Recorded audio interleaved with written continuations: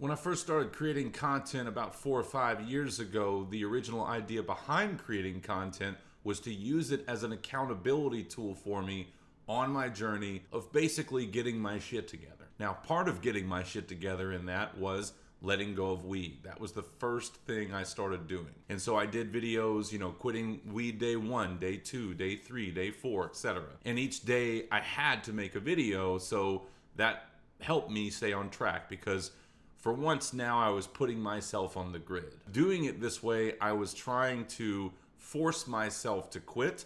The accountability tool was a good idea, but the reason that none of these things stuck was because I wasn't doing any of the work on the inside of me, on my mind, my subconscious, my soul, that now I've begun to do the work on. Now, the place that I'm in currently is not a place where, oh, look, I'm all fixed now. Everything's cured. It's all good. I'm on a path of bettering myself, and along that path, there's still hurdles and friction and getting frazzled here and there, but the way I manage my emotions is completely different than what it used to be as I've learned to uncover the deeper aspects of myself, as I've learned to take the shadow part of myself and integrate it into who I am, as opposed to running from it, which is what I used to do, which is what most people do, not even understanding that they have the ability to consciously rewire their subconscious. Now, another way to look at doing this work is calling it the road to enlightenment. And for me, the idea of enlightenment for a long time was just silly woo-woo stuff. But if you look at it simply and take away the subconscious desire to call it woo-woo stuff and look at the science behind all these things, it starts to make sense. And one of the key pillars of this work that I've been talking about from the vantage point of what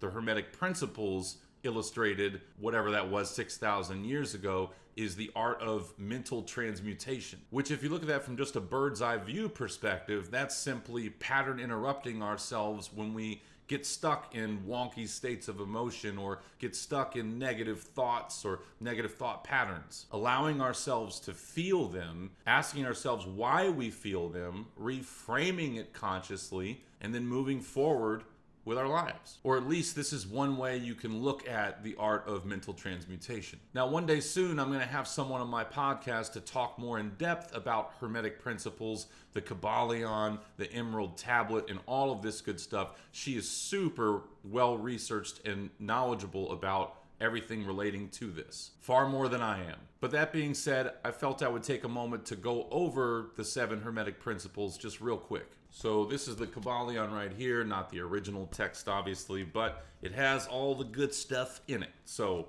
if I go to the beginning of it, there's a quick little note, the 7 Hermetic Principles. And then I'm going to dive a little bit deeper into just one of these for just a moment. The principle of mentalism, the principle of correspondence, the principle of vibration, the principle of polarity, the principle of rhythm, the principle of cause and effect, and the principle of gender. Now, it's said that if you were to be a scholar of religious study, you'd be able to find a correlation between the majority of dogmatic texts and religions that are out there dating back to the Hermetic Principles. So I'm just going to read the first line under the principle of mentalism. The all is mind, the universe is mental.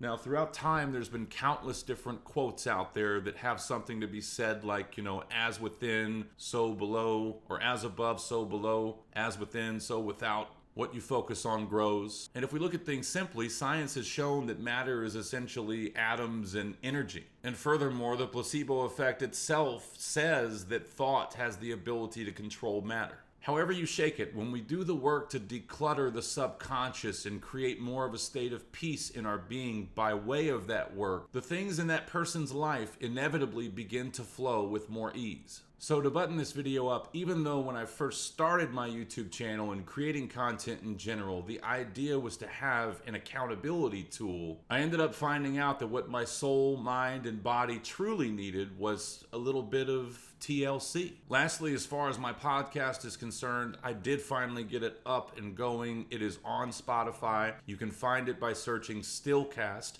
Stillcast. I'll also put the link below in the details of this video. So I'd love to have you check it out if you feel called to do so. And until next time. Just you white in me again. Just you white.